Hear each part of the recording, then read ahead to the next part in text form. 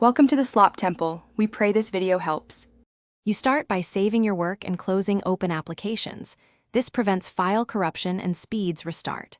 Once done, click the Start button or press the Windows key to open the menu.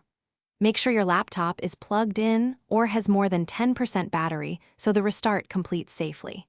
These preparatory steps reduce interruptions and let Windows apply updates without risk. Now that you've secured files and power, move to the Power options to initiate the restart sequence. You now open Power and choose Restart. If Windows shows Update and Restart, select it to apply pending updates and avoid repeated restarts. Once triggered, Windows closes background tasks and prepares the update sequence. This can take several minutes, so be patient. Make sure you do not force power off during update installation because that can corrupt system files. If you see a progress percentage or specific error text, note it.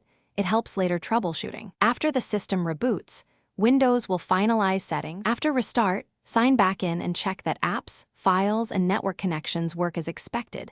This confirms updates applied correctly. If Windows fails to restart or loops, make sure you try Safe Mode via Settings Recovery Advanced Startup so you can diagnose drivers or startup programs. If you see specific error codes, write them down. They guide targeted fixes.